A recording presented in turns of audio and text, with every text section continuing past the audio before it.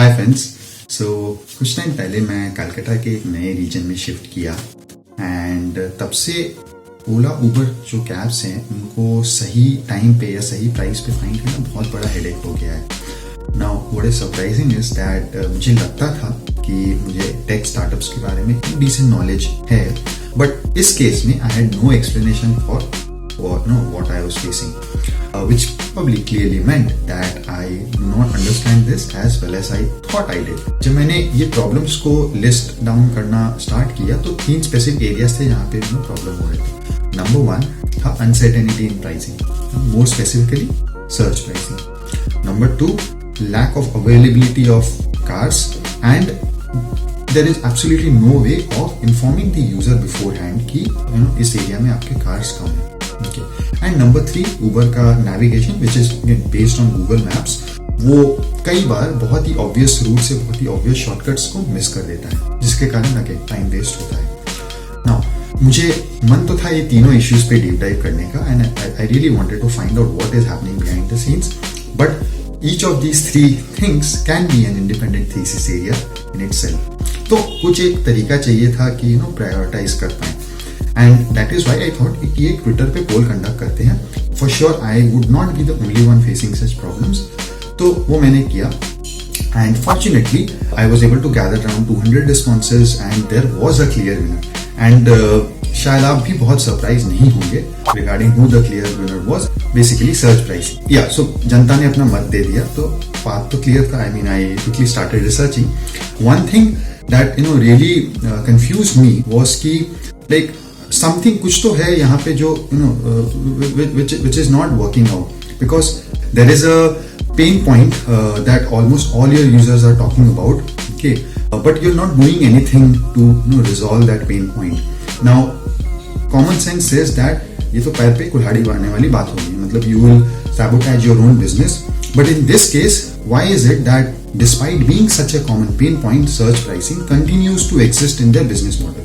Okay, so definitely there was more to what meets the eye, and that's why I thought कि I should go ahead and investigate further. So in this video we'll try to understand this subject in greater depth, and अगर आप Uber या Ola या any of these ride hailing services के consumer हैं, या फिर आपको टेक स्टार्टअप्स या बिजनेस मॉडल्स में इंटरेस्ट है, या अगर आप इकोनॉमिक्स के स्टूडेंट हो, I think you will find this video very interesting and you should give it a watch. Now surge pricing के मैकेनिक्स को समझने से पहले हम लोग टू साइडेड मार्केट प्लेसेस के मैकेनिक्स को समझेंगे, मोर स्पेसिफिकली ये राइड हेलिंग का two sided market. Okay, now what we need to understand, and I am sure you will all agree with this, कि ऐसे नहीं है कि ये राइड हेलिंग सर्विसेज एग्जिस्ट नहीं करते थे, डेफिनेटली एग्जिस्ट करते थे हमारे शहरों में, बट वो स्कैटर्ड होते थे, सप्लाई लिमिटेड होता था एंड वो हमारे जिंदगी के इतने बड़े हिस्से नहीं होते थे, if I can put it that way. Now when you compare and contrast it with the tech startups who have come into in the industry post the smartphone era, they have been able to disrupt this whole marketplace, and देखा जाए तो 3 कारणों के वजह से they have been able to do it. Okay, number 1, उन्होंने ये जो छोटे छोटे माइक्रो नेटवर्क्स है उनको एग्रीगेट किया and they have been able to create a widespread supply, जिसके वजह से आप अश्योर्ड रह सकते हो कि अगर आप एक राइड को रिक्वेस्ट कर रहे हो तो उसके फुलफिल होने के चांसेस बहुत ज्यादा है। नंबर 2, एक बार अगर आपके रिक्वेस्ट एक्सेप्ट हो गए then you will get the car at your doorstep in the minimum possible time. Okay, so they have been able to provide a very low pickup time, which needless to say is a very good experience for riders. And finally, drivers के लिए they have been able to provide more time on trips. तो ये overall एक बहुत profitable business, ठीक है, बहुत probably नहीं बोल सकते because there are other things to also take care of, but this became a profitable business. Okay, now ये किया कैसे उन्होंने, तो इसके पीछे जो उनका behind the scenes जो एल्गोरिथम काम करता है वो कुछ इस तरीके से काम करता है कि लाइक अगर आप जब भी आप राइड रिक्वेस्ट कर रहे हो तो आपके प्रॉक्सिमिटी में जो भी नियरेस्ट अवेलेबल ड्राइवर होगा उससे आपकी मैच करा दी जाएगी एंड देन फिर वो ड्राइवर आपके डोर स्टेप पे आएगा and then you can avail that service. Now there is the catch, in its simplest form ये जो मैचिंग एल्गोरिथम है ये एक यूनिक फेलियर सिनेरियो बनाता है जो कि प्रीवियस मार्केट प्लेसेस में नहीं होता था। ओके, सो होता क्या है, इमेजिन करिए कि डिमांड बहुत ज्यादा है, आप बुक कर रहे हो एंड बहुत सारे और लोग भी बुक करने का कोशिश कर रहे हैं। ओके, तो बहुत जल्दी ही आपके इर्द गिर्द के ड्राइवर्स है वो बुक हो जाएंगे। ओके, तो सप्लाई खत्म हो गया आपके इर्द गिर्द में। बट एल्गोरिदम क्या करेगा, वो तो प्रॉक्सिमिटी, ज्योग्राफिकल प्रॉक्सिमिटी के बेसिस पे काम करता है, तो वो देखेगा कि नेक्स्ट नियरेस्ट अवेलेबल ड्राइवर कौन सा है एंड देन फिर वो उससे मैच करा देगा। इसमें प्रॉब्लम क्या होगा कि only going by geographical proximity and then dispatching cars based on that will now create, because these cars will be quite far off, it will now start creating random trips which will increase the pickup time disproportionately and overall ये फिर trips बहुत ही uneconomical बन जाएंगे drivers के लिए। Now needless to say this will not be a very good experience for riders as well। ये जो wild goose chase का प्रॉब्लम है इसको सर्च प्राइसिंग काफी इफेक्टिव वे में सॉल्व कर सकता है। बट आपके जहन में ये बात आएगी अब कि क्या सर्च प्राइसिंग ही एक सोल्यूशन है, क्या कोई और सोल्यूशन नहीं? डेफिनेटली एक बहुत ही सिंपल सोल्यूशन जो कि शायद आपके दिमाग में भी आया होगा, एंड अगर आया तो डोंट फील बैड। एक बहुत ही सिंपल सोल्यूशन ये होगा कि हाँ ठीक है, अगर दूर के कार से मैच नहीं कराना है तो simply put a geo location based cab into the allocation algorithm. However, pause for a moment and try to think कि ये जो स्टार्टअप्स हैं why they have been able to disrupt this entire business, what makes engaging with Ola or Uber so different for consumers like us। तो ये इसीलिए है because they have been able to give a reliable supply of cars because of which we can rely on them to give us a cab almost anywhere anytime। इसीलिए अगर एक user book कर रहा है और उसको कैब नहीं मिल रहा है तो ये you cannot just turn a blind I towards this problem. And यहाँ पे एक जो बहुत इंपॉर्टेंट मेट्रिक है जो ये मार्केट प्लेसेस ट्रैक करते हैं, specially buyer picks market places, sorry supplier picks market places जैसे Uber. What I mean by that is, जब आप बुक करते हो तो आप एक रिक्वेस्ट डालते हो, बट जो रिक्वेस्ट एलोकेट होता है वो ड्राइवर के बेसिस पे होता है, ड्राइवर पिक करता है, so driver is the supplier. Okay, similarly there are other market places like Airbnb जहां पे it's a buyer picks market places, so there are suppliers, they make themselves available and then फिर आप as a buyer pick करते हैं उनको। Anyways, coming back to the problem, तो ये एक सप्लायर पिक्स मार्केट प्लेस है, तो यहाँ पे सर्च टू फिल एक बहुत ही इंपॉर्टेंट मेट्रिक है, okay, जो कि ये लोग ट्रैक करते हैं। Search to fill is nothing but आप कितने लोगों ने सर्च किया एंड रिक्वेस्ट प्लेस किया एंड इसमें से कितने लोगों का रिक्वेस्ट फिल हो पाया। तो अगर आपका इस मेट्रिक पे बहुत अच्छा परफॉर्मेंस नहीं हो पा रहा है then your business is not doing well। So now you will say कि ठीक है, तो reliable supply is the critical variable, fair enough। तो क्यों ना इसको एक डिमांड फोरकास्टिंग प्रॉब्लम की तरह टर्न किया जाए। Uber as a company has access to, will definitely have access to a lot of mapping technologies through which they can divide any city into different blocks and then फिर वो हर block के लिए let's say demand and supply predict कर रहे हैं and उसी हिसाब से अपने जो अवेलेबल सप्लाई है उसको मोबिलाइज कर रहे हैं। And surely Uber has data scientists जो कि ये चीज क्रैक कर सकते हैं। Well, that may be correct, but it is not as simple as it sounds. Why? सबसे पहले एक कंज्यूमर गुड का सुपरमार्केट में डिमांड फोरकास्ट करना जितना डिफिकल्ट होता है, it's also not that easy, but again it's not that difficult, but ठीक है, जितना भी डिफिकल्ट होता है उससे कहीं गुना, maybe even 100 times more difficult is predicting demand and supply of humans on street। Okay?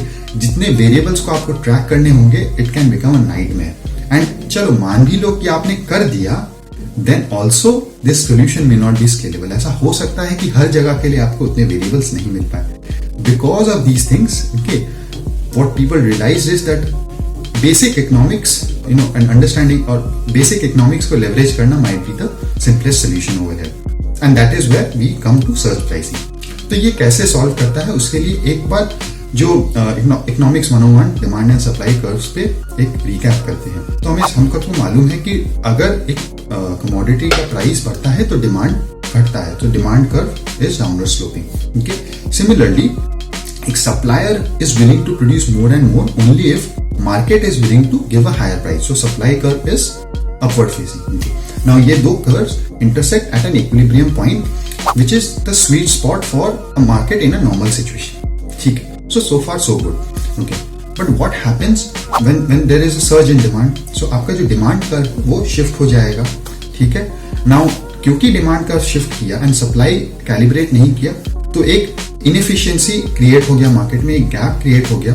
Okay, now market तो is willing to pay a higher amount for the same quantity, okay, but supply side has not recalibrated. तो ये जो gap हो जाएगा इसको कैसे, या inefficiency जो क्रिएट हो गया इसको कैसे क्लोज किया जाए। तो जस्ट बाय लुकिंग और just by analysing this situation, अगर आप इसको एक ग्राफ में प्लॉट करें तो आप क्लियरली देख पाओगे कि ऑन पेपर दो तरीके से क्लोज कर सकते हैं। ओके, या तो आप सप्लाई को बढ़ाओ सो दैट एक नया इक्विलिब्रियम पे पहुंच जाओ। ओके, या फिर आप डिमांड कर्व किस तरीके से शिफ्ट करो, shift it back, and search pricing in its own unique way implements both these above tactics.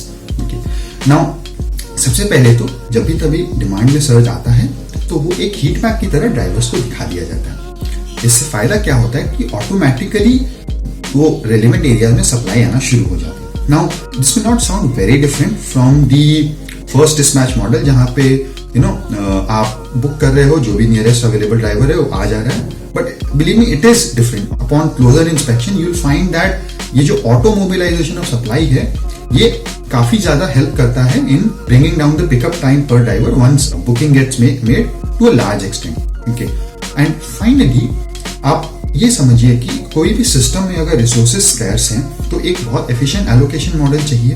Okay, now उस मॉडल का स्ट्रक्चर डिफरेंट हो सकता है अलग अलग सिस्टम्स के लिए, बट कुछ एक मॉडल चाहिए होगा। नाउ राइड हीलिंग मार्केट में first come first serve basis may not be the best allocation model. And वो जो हम लोग बात कर रहे थे जहां पे आप बुक कर रहे हो, डिमांड हाई है, आपके एरिया में सप्लाई खत्म हो गया है, फिर नियरेस्ट जो भी नियरेस्ट ड्राइवर है उस वो आ रहा है, वो इन अ वे एक first come first serve basis है कि आई मीन 10 लोग बुक कर रहे हैं, 5 ड्राइवर्स हैं, जो भी सबसे पहले बुक किया उसको मिल गया। That may not be the best solution over here, because ऐसा हो सकता है कि most of these unfulfilled request could actually be people who need this service the most. तो ऐसे केस में अगर आप सप्लाई वहां से बहुत जल्दी हटा दिए, it will not be a very good experience for your consumers at large. Okay, so in a way surge pricing brings back the demand curve, okay, in control by only keeping people who really need the service in the system. तो अगर 10 लोग book कर रहे हैं, उन्हें एक higher price दिखाया जाएगा, then what happens is people who have an alternative in front of them, they will go for that alternative, whereas people who really need that service even at this higher cost will opt for that service.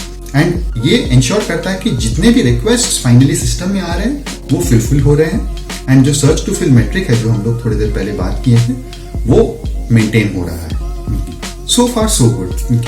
But let's pause for a moment and think about what has happened. Okay, हमने एक ऐसा system बनाया है, और other उबर ने एक ऐसा system बनाया है जहां पे इट्स मोर लाइक ऑप्शन। सो जो भी सबसे ज्यादा प्राइस देना चाह रहा है उसको मिल जा रहा है। Okay, now is this the perfect solution? तो एक छोटा सा कहानी बताता हूं मैं। 1999 में eBay में एक ऑक्शन स्टार्ट हुआ था, so someone wanted to donate their kidney and the auction started at around $25,000. फिर एक ही हफ्ते में वो आई थिंक कुछ $6 मिलियन तक चला गया था, and then eBay intervened and put a stop to it. Okay, now आप सोच रहे होंगे ये हमारे डिस्कशन के लिए कैसे रेलिवेंट है।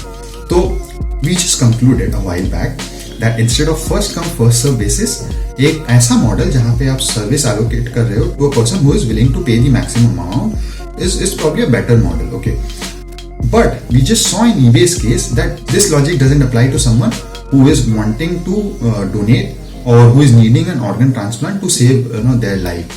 एंड आप भी अग्री करेंगे, मतलब अगर हम लोग legal problems and societal problems भी हटा दें तो भी आप अग्री करेंगे कि समहाउ इस केस में वो जो whoever is willing to pay the maximum वाला model, it doesn't sound fair and it doesn't sound like a equitable model of distribution. Okay, and of course first come first serve basis भी एक suitable solution नहीं है।